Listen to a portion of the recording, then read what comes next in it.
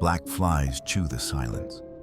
The assay office door swings by itself, and candle wax letters on the wall beg, "Leave while souls are cheap." I'm Ranger Kyle Clamp Marston, dispatched to document suicide note 101 in the ghost hamlet of Prospect Hollow, North Carolina. A boom and bust gold town marooned 5 miles off US 19. Midnight air tastes of arsenic tailings and autumn rot as I cross the warped porch. My breath billows white, though my thermometer insists 52 degrees. The plank floor flexes like lung tissue, exhaling dust that smells of match heads. I came only to photograph evidence for the Historical Society, one quick in and out. Yet the building feels awake, timbers ticking like a nervous jaw. A single kerosene lantern sits lit on the assay table, wick trimmed fresh, blue tongue steady. Its pool of light reveals a folded sheet, rag-edge paper flecked with pyrite glitter. The note reads in fountain pen cursive, "Gold is a mouth that will not close.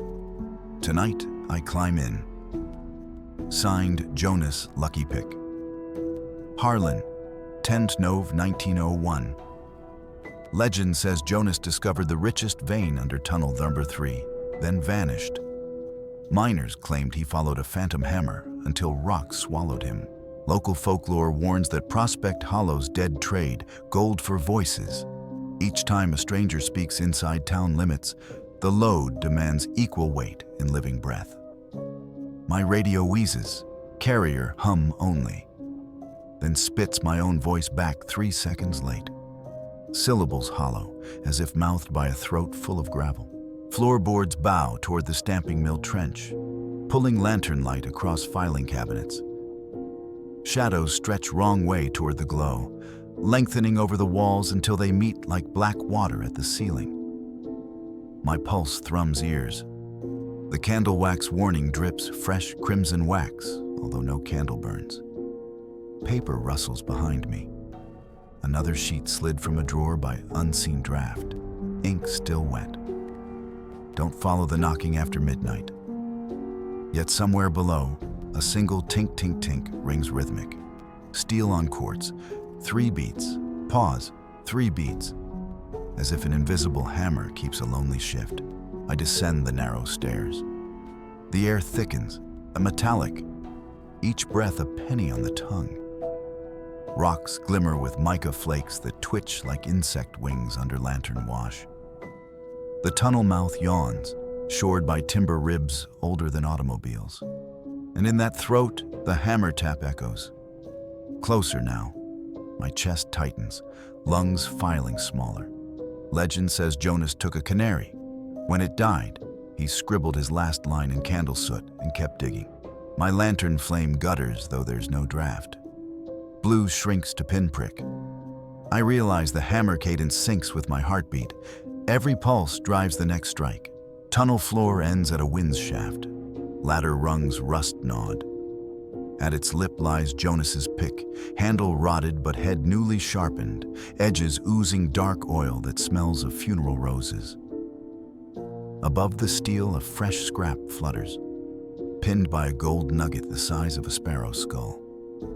Weight for weight, voice for vein. My throat constricts. Radio coughs static, then a whisper using my ranger call sign. Clamp, climb in. The hammer stops. Silence swells so loud, I hear blood hiss behind eyes. Lantern days.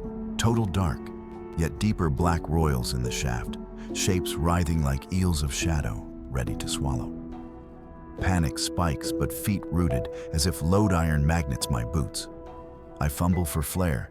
Thumb finds striker, sparks shower, and magnesium roar floods tunnel white. The writhing mass recoils, screeching like stone on glass. Walls flash with ghost silhouettes. Miners with open mouths pouring gold dust instead of screams. The note chars. Nugget melts to slag, and invisible hands shove me backward up the stairs. I burst into night air, coughing quartz grit, flare hissing out in cold drizzle that wasn't falling moments before. Assay office lantern sits dark. Candle wax letters cooled into gray drips, spelling, He took your words. My radio is dead. Vocal cords raw, as if I'd shouted for hours. Yet memory holds no scream. Packing evidence, I find the suicide note refolded in my breast pocket, though I never touched it. New ink scrawls beneath signature. Trade accepted, Inspector. 9 debts remain. I seal the scene. Lungs aching like mined caverns, and start my report. Only to realize every photograph on my SD card is blank white except the first. A single frame of my open mouth mid-breath. Gold dust pouring out like glittering smoke. Night smothers Prospect Hollow like sackcloth dipped in pitch. Yet I step back across the weed-slicked main street because the historical board wants every note, every ruin. My throat still scratches quartz dust, though I haven't spoken since the mind-forced silence. But assignment 2 points to the weather-beaten company hotel, where a rusted bell on the balcony seesaws, slowly though the wind is dead. I push the door at 1:07 a.m., and stale perfume, violets long rotted to vinegar, greets me. The lobby floorboards give a tired groan, as if remembering dances. Wallpaper peels and curls, revealing scripture verses penciled by miners, half literate and wholly terrified. Moonlight can't find a way in, so I keep my maglite high, beam crawling across mold-flocked ledgers on the reception desk. There, beneath a wobbling brass key fob stamped Room 12, lies suicide note number 2. Crimson ink, still wet enough to glisten. The canary's song follows me upstairs now. I will quiet it before dawn. Signed, Eliza May Broder, chambermaid, 11 May, 1902. Town lore claims Eliza loved Jonas Harlan. When he vanished, she swore the tunnels kept chirping in her skull. She slit her wrists in the clawfoot bath of Room 12. But miners heard her canary trilling for 3 nights afterward, each dawn closer to their bunks. They called it the red-winged siren. Follow the birdsong, lose your mind to the gold veins. I climb. Stair treads sag under my boot weight, yet one extra footfall answers each of mine from a step behind. At the landing, temperature dives. My breath swirls pewter. The hallway smells of damp feathers and cheap lilac powder. Room 12 door stands ajar, hinges silent, but a shrill single chirp snaps from inside. Too loud for any bird I know. My light skates over a rust ring in the tub. Water drips, although pipes were extracted decades ago. On the stained tile rests a chipped porcelain canary figurine. Beak parted, throat painted scarlet. Its ceramic eyes track my beam. Impossible, yet pupils twitch like compass needles. Beside it, another folded sheet quivers in non-existent draft. I unfold with latex gloves. Song too bright. Must hide it in the gold so no one steals the melody. The ink bleeds outward, forming veins that glitter. The figurine chirps again, longer, and a distant answer echoes from the floor below, then from the street, then beneath the hotel, layering until the building rings like a cage of bells, inciting terror. Every chirp siphons air from my lungs. I wheeze, ribs cinched by iron hoops. Floorboards behind creak, slow, dragging steps that end at my shoulder. I twist. Nothing physical, yet my flashlight cuts through a hallway now lined with bird cages, wrought from twisted cutlery, each holding shadow birds that flutter but never rise. The cages weren't here seconds ago. Shadows beneath each bar glow faintly gold, pulsing with the chirps. Rising dread sharpens when the figurine launches itself, smashing against the tub. Shards skitter, releasing a wet yellow song that slithers across tiles toward the drain like liquid pollen. As the melody pours downward, the drip stops.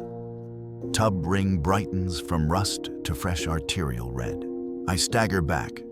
Door slams with such force dust explodes from hinges, and the cages rattle a single chord. Metal shriek upper register enough to split enamel. Legends rule clicks. Miners swore if you hear the siren 3 times and do not answer with coin, she trades your voice for her bird. I rip open my field pouch. Only brass is a commemorative ranger token. I flick it toward the ring. Mid-air, it morphs to aureate feather, embedding in crimson water that now rises quietly over the tub lip without ripples, as if pulled by thirst rather than gravity. The deafening chorus halts. All caged silhouettes freeze. Silence so complete, my heartbeat thumps like hammerfalls from note number 1. Climax detonates. The floor sags, grain rippling, turning to a river of soft wood planks that flow toward the bathroom, dragging me ankle deep. Beneath translucent boards, I glimpse a network of gold veins streaking like lightning, each pulse synced to the last canary trill. I slam the doorframe, hauling myself free, and gutturally offer the only voice I have left. A hoarse verse of Rock of Ages, a hymn Eliza once sang in miners' prayer meetings. The boards solidify, vein pulses fade, water in tub drops with a sucking gasp. Token feather clinks metal again. Outcome, chirping stops, cages collapse into heaps of cutlery rust. Door drifts open under its own sorrowful weight. Moon silver slants through a skylight that shouldn't exist, spotlighting a new line beneath Eliza's original signature. Voice traded, 9 songs remain. My flashlight flickers out. In the dark, faint gold dust streams from my lips with every breath until I clamp them shut. Radio wheezes back to life on belt. Clamp. 2 debts paid. I never keyed the mic. Pulse hammering, I back down the stairs, each step muffled by spectral down that vanishes once I touch street dirt. Outside, the hotel windows glint with inner lamplight, though every pane shattered long ago. Silhouettes of canaries hop along sills, tiny throats moving, but no sound escapes the glass. I check the recorder. Audio track blank, except static shaped like distant birdsong when viewed on spectrogram. Evidence bag stuffed, I retreat to the Ranger Jeep as dawn palely claws the ridge. Voice raw, token gone from pouch, engine coughs. But before the tires roll, the CB crackles one last chirp that bends into a woman's sigh. 8 melodies await, Inspector. Bring your breath.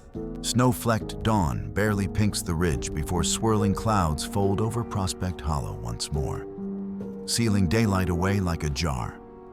I tighten my parka collar, breath rasps raw where gold dust stole moisture, and hike the buckled boardwalk toward the clapboard Union Church and Clinic, last structure still bearing a weather vane, a pickaxe that spins counterwind. According to the coroner's ledger, suicide note number 3 lies inside the apothecary annex, where Doc Cyrus Wells dispensed laudanum and cyanide in equal zeal. My boots crunch arsenic-bleached gravel. The door gives, spitting splinters that smell of iodine and old sermons. Lantern raised, I step into an aisle between toppled pews. Hymnals rot, yet faint pipe organ chords drift without air pressure, each chord ending on a cough. Medical cots rim the chancel, sheets brittle as parchment. Hook presents itself. The organ stops mid-phrased amen, replaced by 3 dry knocks under the floorboards, spaced like a slowing heartbeat, then silence deep enough to bruise. Dust motes swirl, glittering pyrite. My maglite beam crawls up the pulpit. A sealed amber vial sits there, cork intact, cotton inside. Taped around its neck, a torn ledger slip bears red fountain ink. Faith cannot cauterize what the load whispers. I prescribe quiet forever. Signed, Cyrus Wells, MD, 29th July, 1903. Legend says Wells treated miners for load lung, lungs crystallized by arsenic salts. When he too coughed gold flecks, he swallowed his own tincture and rang the church bell thrice so every patient knew the pharmacy was closed. I pocket the vial in evidence, but the air shivers. Pew legs scrape as though congregants rise, inciting chill. A brass handbell, long rusted, trembles upright on the pharmacy table and dings once, twice, thrice. Wells's death peal. My throat constricts. Every cough I've stifled wants out. Organ pipes breathe a low pedal note that vibrates sternum deep. I smell menthol and copper. Rising dread. Glass vials rolls off shelves, shattering soundlessly. Instead of shards, floor powders into glitter that skitters toward a trap door behind the pulpit. As if coaxed, the trap creaks open, revealing stairwell plunging under foundations. From below wafts laudanum sweetness mixed with morgue chill. I descend. Steps sag like tongues. Basement walls shimmer with quartz ribbons threaded by veins of dull yellow ore. Rows of apothecary jars line benches, each labeled with a miner's name and the word remission. Yet the jars are empty, except one. Mine, Kyle Marston, etched yesterday's date, 3/4 full of shimmering dust that swirls when I breathe. Then comes incising whisper behind my ear in Doc Wells's tinny cough. Accept dosage. Shadows bend forward, funneling into my jar, level rising. Remembering miner's superstition, medicine bottles sealed with red wax trap a soul too heavy for gold. I yank a melted church candle stub from my kit, strike it, drip scarlet wax across the jar mouth. The swirling dust bucks like hornets, rattling glass but wax seals. Organ upstairs blares a discord. Floorboards overhead explode in stomps as shadow patients riot. Climax. A skeletal hand of mercury silver bursts from the darkness, scalpel fingers reaching for my jaw. I slam the vial into its palm. Mercury hisses on wax, and the hand collapses, liquefying into idle puddles that seep between quartz veins. Pedal note stops. Outcome. Basement light dims to natural shadow. Jars inert. The doc's ledger page curls brown at edges, and new ink burns through. Dosage accepted. 7 scripts outstanding. My radio crackles. Clamp. 3 debts. Twist. Stinger. Climbing out, I hear the church bell ring once, though rope lies severed. Outside, the wind vane no longer spins. The pickaxe points dead at me, and my evidence pouch feels heavier. The sealed vial inside? Now empty again, wax unbroken. Yet my lungs suddenly ease, cough fled, voice clear as before Prospect Hollow stole it. I open my mouth to test a word. Only a glint of gold dust winks on my tongue before wind snatches it south toward tunnel. The overcast noon never brightens. Prospect Hollow seems hung between breaths as I trudge toward the Riverside Stamp Battery Mill. A rib cage of iron beams and moss-skinned gears, where whole hills were pulverized into glitter 2 lifetimes ago. A chill heavier than mountain shade clings to the sluice troughs. Water hasn't run here since 1910. Yet I hear a faint rhythmic clanking. 10 blows, pause, 10 blows. Like phantom stamps still crushing ore. According to the surviving docket, suicide note number 4 was reported on the foreman's desk after the mill closed for unfavorable vibrations. My boots crunch through quartz tailings that sparkle sickly green where arsenic leaches. Each step kicks spores of dust that taste like burnt sugar. Inside, the smell shifts. A warm copper tang beneath rancid grease, as if fresh blood oiled the pistons. Lantern raised, I pick a catwalk through shadowed hammers. At the center crankshaft hangs a leather satchel, cinched tight, pendulum swaying even though air sits still. A tag dangles, Foreman Silas Bragg, 3 Feb 1904. The satchel opens easily and exhales steam-cold air. Within lies vellum smeared by greasy fingerprints. The stamps learned my heartbeat. Now they refuse to stop crushing. I will gift them the last pulse they need. Legend says Bragg wired his own pacemaker contraption to the mill so its tempo matched his pulse, hoping a man-machine harmony would coax richer yields. 2 days later, workers found him crushed flat beneath hammer 7. The mill allegedly kept striking 7-beat phrases on its own, blood splashing gold flecks with every slam. As I read, the pistons, dead for a century, lurch half an inch. Chains clatter like bone wind chimes. Clank, clank, clank. 7 beats, then silence. My pulse quickens, echoing the pattern. Sweat prickles through frost rim's iron. Inciting dread spikes when hammer 7, marked by a stenciled crimson numeral, twitches, swings a ghostly quarter stroke, and stops. An oily drop splats, sizzling on my boot. The stain glitters gold under lantern glare before seeping into leather and vanishing.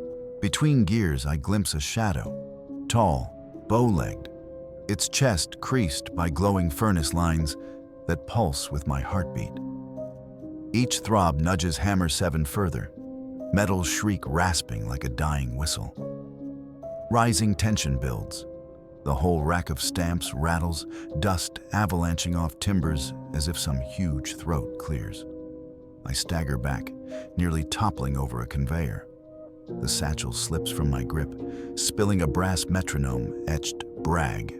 Its pendulum swings on its own at my heart's tempo. Faster, faster, driving hammer cadence to match. I grasp it, thumb the tempo screw, slowing ticks. At once the stamps groan, resistance echoing through rusted linkages. Shadow figure roars without voice, just a vacuum hiss that drains warmth and lunges toward me, furnace line ribs blazing.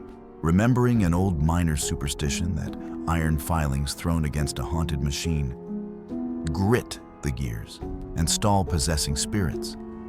I tear a rust crust from a nearby gear tooth and hurl shards into the shadow's chest. The furnace glow sputters. Hammer 7 freezes mid-swing, momentum caught in amber. A deafening hush drops. No echo, no drip. The shadow fissures along gear grease seams, collapsing into soot that scatters like dead embers. Outcome. Metronome pendulum halts. Its brass face clouds with frost, and new engraving burns across the lid. Pulse secured. 6 hearts outstanding. I seal the suicide vellum, but the satchel, now empty, feels heavy as ore. When I step outside, the sluice trough that has lain bone dry for 120 years suddenly gurgles. Water tinged pink rushes downhill, carrying glitter that isn't mica. I radio dispatch, static only, until my own slowed heartbeat murmurs back through the speaker. Tick for tick with the metronome now lodged, impossibly, in my breast pocket, though I left it on the crankshaft. 6 notes remain, and the mill behind me clinks a single farewell blow that shakes the valley like a closing vault. ChatGPT John Noy. Wind claws the hollow with a sound like telegraph static as I slog toward the clappered post and wire office. A squat 2-room building streaked gold by iron oxide rain. Brittle overhead wires still span the street, though no poles remain. According to county files, suicide note number 5 was found beside the key on a silent Morse set after the town's final telegraph outage, 2 November 1904. I push inside at 3:09 p.m., but Prospect Hollow's twilight never warms. And kerosene reek coils with ozone as if thunder crouched beneath the floorboards. Cracked windows glow pale, yet no sun moves outside. Hook strikes.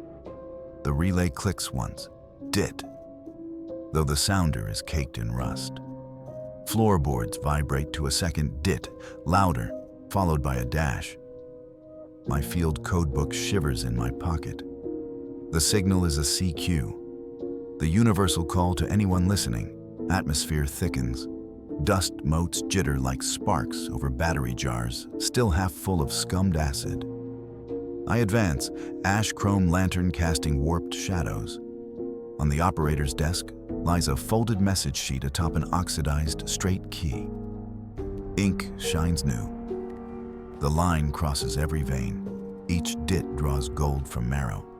I send my last pulse now. Do not answer. Signed, Edmund Sparrow Thumb, Tate, station agent. Legends whisper Tate believed ore bodies under hollow were alive, that each transmitted glitches he mistook for coded prophecy. When plugs rang nonstop, he tapped replies until fingers bled. The night he vanished, the wires hummed like violin strings, and 5 miners walked into the pits, never seen again. Inciting jolt. Overhead wire outside twangs, rattling window glass. The sounder crashes 3 rapid letters, SOS, then repeats. My breath frosts, every lantern reflection doubles, so 2 of me stand over the desk. Rising tension quickens as the key depresses itself. Relay coils glow ember orange and Morse floods the room. Dit, dit, dit, dit, heartbeat fast. Static crawls across my radio, though batteries removed hours ago. Each dight's click tugs at the fillings in my teeth. Tiny sparks pop on enamel, and a faint metallic taste coats tongue like licking coins. Clues surface. Code spells a phrase I transcribe by instinct. 5 ounces for 5 answers. I recall minor folklore. Gold wire conducts messages only if paid weight for weight. Somewhere behind wallboards, dry ore veins thrum, resonating with telegraph line 77 that once rode this valley. A final clause pounds out. Pay or replace. The brass scale on the desk tips by itself. A nugget the size of a fingernail clinks onto the pan from empty air, then melts into mercury vapor that snakes toward my throat. Climax snaps when vapor lashes around my neck like a live wire, tightening every syllable in my larynx. Relay hammers a frantic countdown. Window wires shriek overhead as unseen force reels current through my chest, yanking voice like filament. I rip the ranger badge, solid brass, from my parka, slam it onto the scale. Metal sizzles. Vapor loosens, swirling back into Morse coils now glowing incandescent. The key freezes half-stroke. Silence detonates so loud, my ears ring. Outcome unfurls. Relay coils cool to soot. Mercury odor fades. Lungs sting but draw air. Badge lies fused into a rough nugget stamped with my ID number, precisely 5 ounces by instinct. I never waited. New ink scorches beneath Tate's signature. Payment logged, 5 pulses outstanding. Radio hisses soft lull, then clicks my call sign in brass rhythm. Clamp stop. I pocket the fused nugget. It pulses warm like a second heartbeat. Twist. Outside, the sky wires now droop with dozens of bright droplets. Golden beads shaped like human molars, each engraved with a Morse dash. As I pass beneath, one bead tumbles free, landing in my palm already etched with tomorrow's date and the coded letters CQ. The wire above twangs once, anticipatory, as though the valley just asked who will answer next. ChatGPT Jun Noi. Snowflakes drift sideways, yet heat prickles my neck the second I step through twin iron doors of the Prospect Hollow Mint and Smelter. A 1-story brick maw still reeking of sulfur spite. Somewhere inside, crucibles bubble, though every furnace died a century ago. My task: secure suicide note number 6, reportedly nailed above the main pour pit. Lantern raised, I cross slag-slick tiles. Embers wink beneath cracked glaze as if flooring remembers flame. Hook strikes. An unseen ladle bangs out 3 gong notes that vibrate my ribs. Molten light flickers across the vaulted shadows, although no fires burn. Atmosphere thickens with metallic breath, coppery sweet, while overhead chains sway against dead air. The pour pit yawns ahead, crusted gold spatters ringing its mouth like frozen fireworks. Above hangs a scorched ledger page, spike nailed at eye level, ink charcoal black yet glossy new. Ore shrieks to be human. I answer its prayer, becoming coin. Signed Victor Pourhand Alder, 19 Aug 1905. Legend says Alder worshipped alchemy. Melt a body with the gold, pour both, strike immortality. Workers found only boots by the crucible lip, and a batch of planches stamped blank. Inciting dread ignites when crucible lid judders open. Radiant orange blooms inside, casting my shadow 20 feet tall. No fuel, yet slag boils. Rising tension. Chains descend on their pulleys, clinking a countdown, hooking my lantern yoke, hoisting it over the pit so my only light dangles above the glow. Shadows stretch, forming man shapes whose edges drip liquid metal. Lathe presses hiss, cycling through steam lines severed long ago. My breath harsh, I notice heat never touches skin. Only heartbeat quickens, matching crucible bubble cadence. Clues reveal themselves. Conveyor spits blank discs that skitter to my boots, face-up mirrors reflecting not ceiling, but a skull made of ore. Each disc hums a single syllable. Together they chant, "Live, live," forging a word with every tumble. Legends rule flashes. Alchemist spirits demand equal mass. Offer cold iron, and they quench their hunger. I scan for ballast, spot the antique minting die, 60 pounds of rust steel propped against a stamp press. Climax surges. Pit belches a spray of molten droplets that snake mid-air into humanoid form. Victor Alder molten, eyes coin-stamped blank, arms outstretched, stepping onto air toward me. Steel die buckles floor under its heft, but I heave, muscles tearing, and roll it into the crucible bath.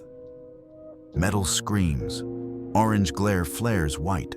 Lantern crashes free. Darkness swallows molten shade, which implodes with a hiss like quenched steel. Silence thunders. Warm scent gone. Outcome.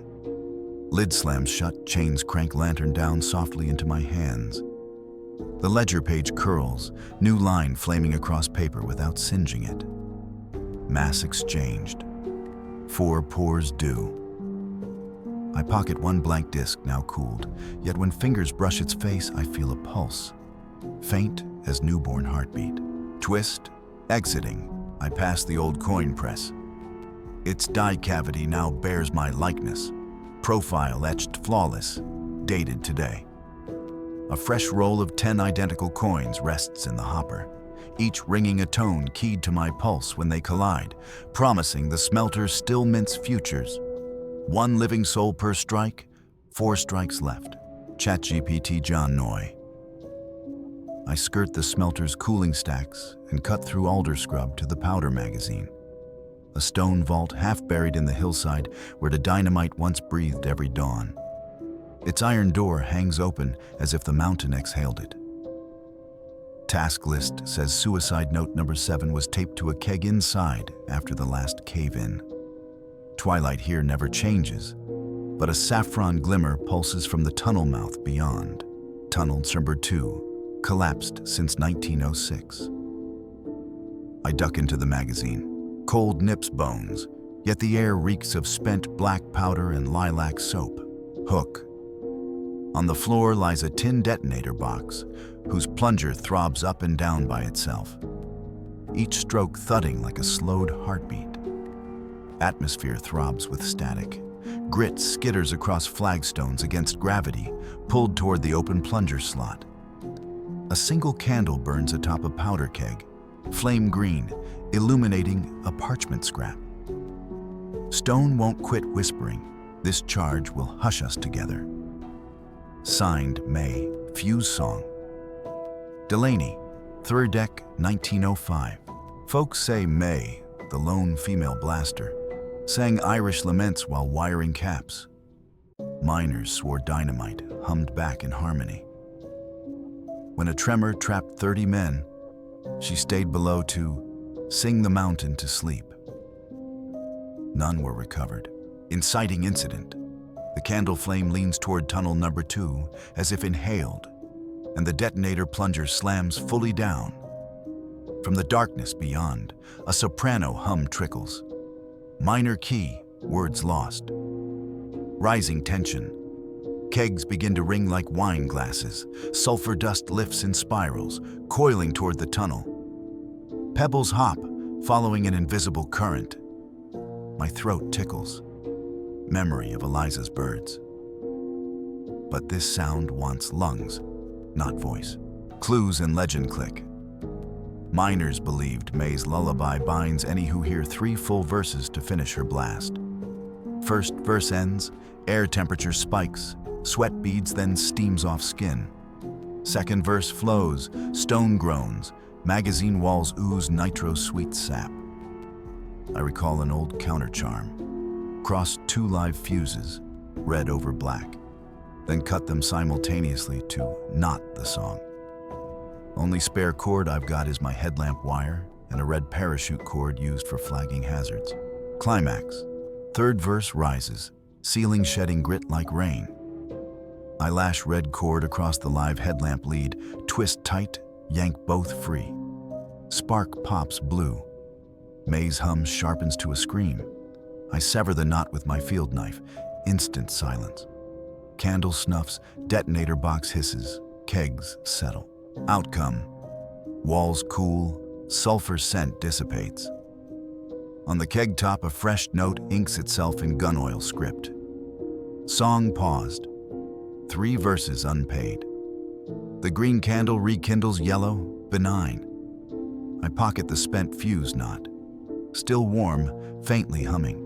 Twist, stinger. As I back into open air, a muffled lullaby drifts from deep underfoot. But it isn't May's soprano, it's my own baritone voice, looping the first verse I never learned, echoing through stone, promising the mountain will expect me to finish the chorus before the debt ledger reaches 0. Moonrise never gains purchase in Prospect Hollow, yet linotype shadows slant across the boarded windows of the Gazette print shop, as though a phantom editor still sets columns for a vanished dawn. My breath fogs in a room that should be stuffy with ink, not freezer cold. Press flywheels, web-fed and bristling with rusted knives, glimmer slick. Someone oiled them recently. 8th note is rumored to rest in the galley tray, where headline type once spelled booms and cave-ins. I edge forward, lantern dulling beneath a paler glow, pulsing behind the platen. Hook snaps tight when the silent press suddenly cycles a single clack whir, platen kissing paper that isn't there, spitting out a fresh broadside sheet onto the floor between my boots. Black letters bleed wet. Extra. Man becomes story tonight. Beneath, a small byline. Ephraim Hotlead Booker, 6 John 1906. Legend says Booker set type so fast, molten piglud hissed like rain. When deadlines tightened, he poured his own blood to darken ink, promising the press his life for one last edition, predicting the mind's collapse to the second. They found only his apron and 10 perfect pages still warm. Atmosphere thickens with printer's ink sweetness and scorched bone. Inciting moment, the floor galley tray rattles forward unbidden, presenting suicide note number 8. A slug of fresh type locked in a composing stick. Upside-down mirror letters read, "Words outlive breath. Let mine strike hot." My lantern halo shrinks.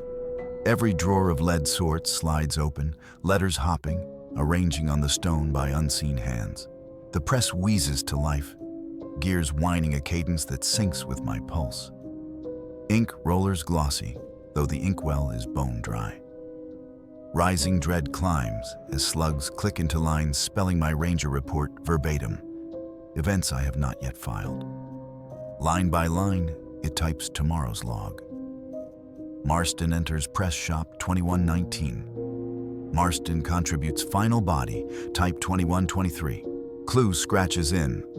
Tradition holds that a printer's devil can't steal your voice if you jam a coin key upside down. Lock goes backward, story breaks.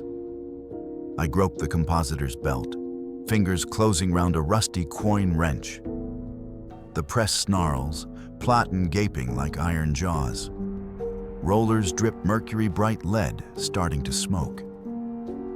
Climax detonates when the flywheel gains impossible speed, sucking air, dragging loose type into a tornado of letters that swarm me, nicking skin with serif kisses. I flip the coin key, slam it into the chase slot backwards. Metal shrieks, Wind stops. The swarm drops mid-air, littering floorboards with alphabet hailstones that melt to ash. Outcome settles in deaf quiet. Only my heart hammers the room. On the platen rests one cooling slug bearing fresh copy. Story withheld. 3 editions remain. I pocket it. Metal pulse echoes like a ticking fuse. Twist.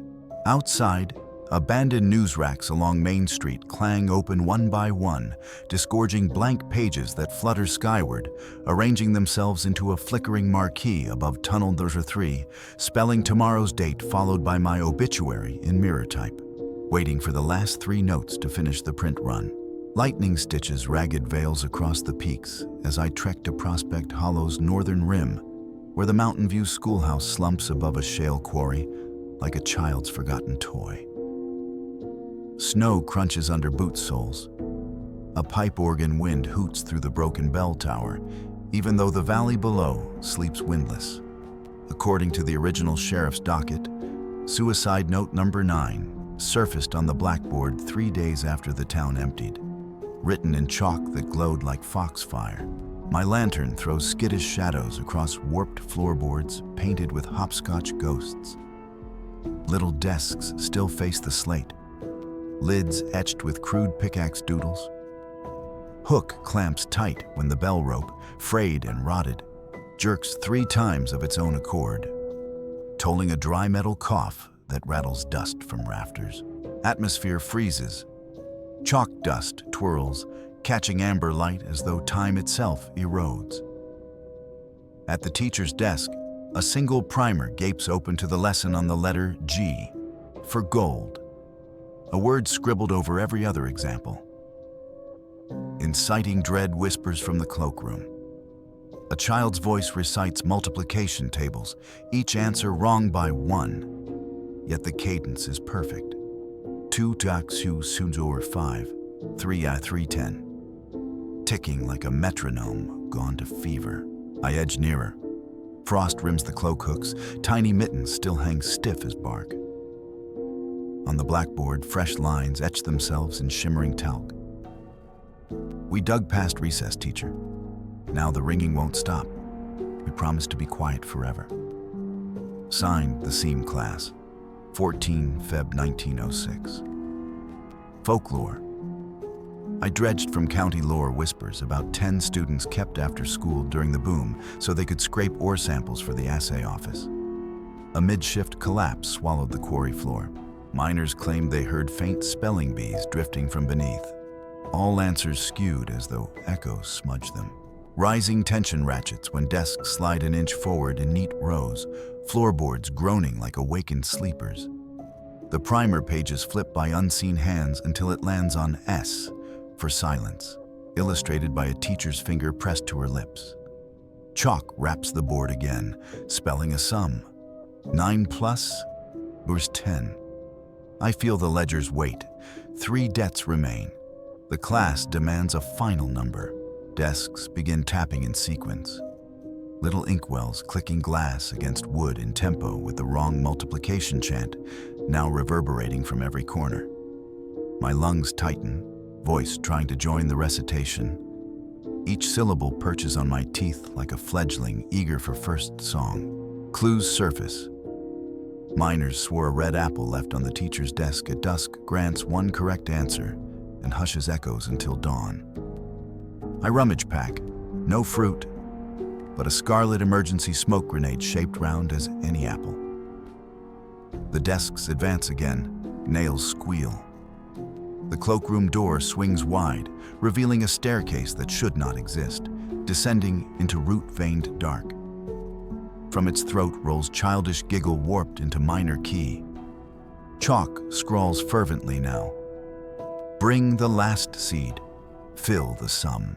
Climax detonates as the entire building exhales. Windows bow outward, glass webbing frost fractals, while the bell tolls a manic hand-over-hand peal the rope phrase to threads. I sprint to the desk, yank pin on smoke grenade. Crimson plume gushes, apple bright, flooding room with chemical cherry smell. Chalk snaps mid-stroke. The desks halt. The wrong answers stutter to silence. Only rasp of smoke and tinny echo of the bell remains. I set grenade atop primer. Red haze coils into chalk grooves, erasing the half-written equation. Blackboard now bears a new sum in negative space. 9 plus 1, 10. Letters glowing ember orange before fading to ash gray. Outcome settles. Smoke dissipates, air warms to earlier chill, bell rope drops limp. On the desk lies a slate pencil of solid gold stamped with 10 tiny names. Tip glows faint, cooling. Chalk dust swirls into final script at board's corner. Question answered. 2 voices remain. I pocket the gold pencil. It thrums with a pulse matching mine but quicker, like a child's racing heartbeat. Twist steals breath. Stepping outside, I glance back at the bell tower. No bell, just empty frame. Yet echo of its tolling drifts across the hollow exactly 10 times before cutting mid-ring. The wind gusts moth-wing flakes that settle into perfect arithmetic rows on the snow. 2 added x 2 5, 3 get at 10, 4 add 4 17. Slipping into nonsense until boot prints erase them. But high on the ridge, the quarry mouth flashes gold once, as if a recess whistle blew beneath tons of slate, reminding me 2 notes wait, and the sum of Prospect Hollow's debts still inch toward the fatal 10. Mist pours downhill like liquid pewter as I climb the slag ridge to Prospect Hollow's tallest relic, the 3-story municipal clock tower, gears long frozen at 11:59. The minute hand trembles whenever thunder rolls, as if itching to push the town into a perpetual midnight it never quite reaches. Every ledger points here for suicide note number 10, the last debt on the valley's books. Inside, stairs spiral round a hollow core that smells of ozone-charged quartz. Each tread flexes with the heartbeat hum I've carried since the smelter. With every step, the brass slug in my pocket ticks louder, sinking to the clock's silent escapement. By the first landing, my lantern no longer throws a circle but a funnel, light sucked upward toward the belfry. Hook arrives. Just below the bell chamber, the minute hand clanks forward 1 notch. The whole tower exhales a sigh of cables grinding dry. Top room yawns open, rafters webbed by drive chains that still gleam with fresh grease, yet drip liquid shadow. On the oak maintenance table rests a letter sealed in red wax, impressed with the town seal. A pick flanked by wings. I break it. Parchment crackles warm. When gold runs out, time itself will spend me. Let the bell strike once more, then let none follow. Signed, Agnes Keepsake. Harland, Timekeeper. 29 Feb. 1908. Town myth says Agnes fought the investors who ordered Prospect Hollow shuttered. The night they padlocked gates, she wound the mechanism by hand, slipped between gears, and stopped the works with her spine to freeze the payroll clock. Nobody was ever officially laid off. Inciting chill. The escapement wheel twitches though the mainspring lies severed. Bell rope uncoils, knots itself round my left wrist, tugging until vein pulses thrum straight into the tower's drive shaft. Rising dread. Each pulse drags rope tighter. Minute hand jerks forward again. Through the louvers, I glimpse the whole settlement breathing. Windows flare with interior gold light, one after another, like arteries firing in a corpse brought to defibrillation. Clues settle into place. Every prior note ended with debts counted down. 2 voices remain. The tower needs 1 final chime to reach the round 10. Agnes's rule, whispered by mill workers, was simple. A winding key turned backwards subtracts a second from the ledger, but only if paid in equal measure of gold. My ranger badge is gone. Only the gold pencil throbs in my chest pocket. Climax hits when the bell yawns downward, mouth big enough to swallow daylight that doesn't exist. Rope hauls my wrist toward its throat. Gears spin, minute hand racing to vertical. I wrench free long enough to jam the gold pencil into the winding ratchet backwards. Steel screams. teeth shear. The great spring judders, unwinding in reverse. Bell jerks mid-arc, clapper choking on its own chain, producing half a toll that hangs broken in the rafters like ripples with no pond. The rope slackens. Tower shudders. Lights across Prospect Hollow flicker, dim, then gutter out one by one until only the assay office window glows. Then dark. Out come. Silence descends so total the air feels vacuumed. Minute hand slips back to 11:58.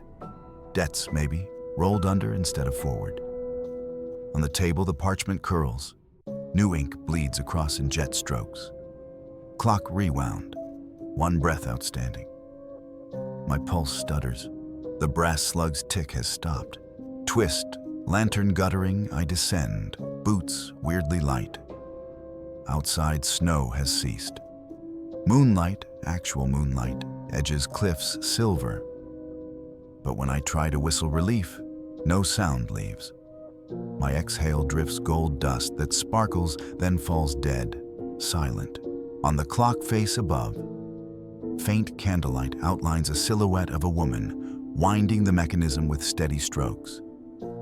Agnes, or the debt itself. While below the hour hand slips imperceptibly closer to 12, waiting for the one breath still owed to finish the count. ChatGPT Janoi. Stars retreat behind a bruise-colored cloud bank, as if the sky itself refuses to watch what Prospect Hollow still requires. My lungs move, but issue no sound. Even the jingle of gear feels muffled, like walking inside thick felt. Every shuttered window I pass reflects a stranger with my face, mouth wide, exhaling glitter that never quite touches ground. The map, the ledgers, the ledger of debts. Everything points to one place for the last breath. Collapsed tunnel Sherba 3, Jonas Harlan's vein, and the hollow's hungriest wound. The portal's yawns under a wedged doorframe of quartz cobweb timbers. For the first time since arriving, I see true darkness instead of mist. Lantern lifted, I cross the barricade. Gravel crunch echoes once, then is chewed away by velvet silence. Air presses damp and warm as blood. Far ahead, a dull orange halo pulses like a heart beneath translucent skin. My brass slug no longer ticks. Instead, it tugs toward that glow, magnetic as a tide. Floor rails, long ripped up, lie relayed in pristine twin lines, but forged of gold. Veins hammered into rails, still warm, faintly throbbing. The tunnel breathes. Timber ribs flexing in a cadence that copies mine just behind, daring me to slow first. I march until walls gleam wet, and the halo resolves into an iron cage hoist, half sunken in groundwater, the color of dark honey. Inside hangs a single mining helmet whose carbide lamp burns without fuel. Its beam pierces the ceiling, illuminating suicide note. The last, unwritten, waiting. In the hoist's gate, a mirror stands where no mirror ever belonged. It reflects the tunnel faithfully, except I am absent. Instead, the cage holds Jonas Harlan, face leached white, gold dust trickling from his eyes like tears. He mouths words I cannot hear. Then the slate above the mirror, ghosts, fresh chalk. Trade completed, voice for vein, bring the breath.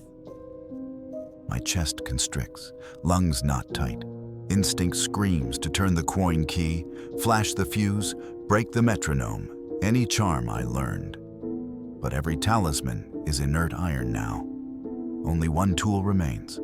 The rolled broadside from the press, still damp with ink the town said about my death. I unroll it.